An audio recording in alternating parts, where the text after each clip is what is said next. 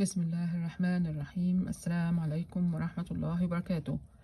ازاي ربنا سبحانه وتعالى ساعدني في تشخيص مرض نفسي خطير عندي وانا ما كنتش اعرف.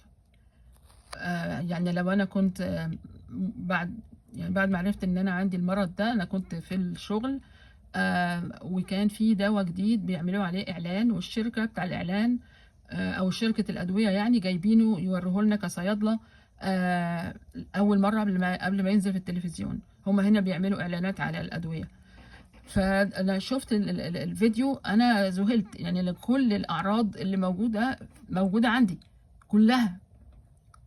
و... وانا عمري ما سمعت عن المرض قبل كده يعني.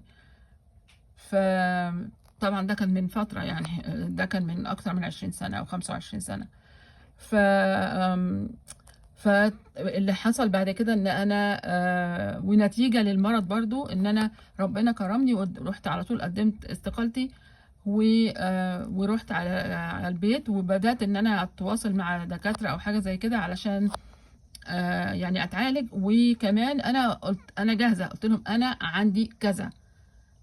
قالوا لي طب ازاي يعني ده المرض ده اصلا صعب تشخيصه؟ قلت لهم لان انا شفت الاعلان والفيلم ده كله. وطلبت منهم بقى ان انا ابدا اخد الدواء الجديد خالص ده اللي هو لسه هينزل السوق او حاجه زي كده. وفعلا بدات ان انا اخده وحاجات دي. طبعا الدواء مع الشديد للاسف ما نفعش معايا، لان الادويه النفسيه مش مفروغ منه انها مش زي المضاد الحيوي، يعني هاخده هخف، لا.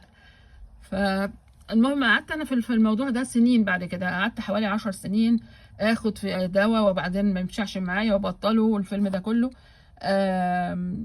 ولكن الحمد لله على كل حال. الحالة دلوقتي احسن بكتير. خلاص انا لقيت دواء بعد فترة طويلة ونفع معايا بقاله 3 سنين. وربنا يشفينا جميعا.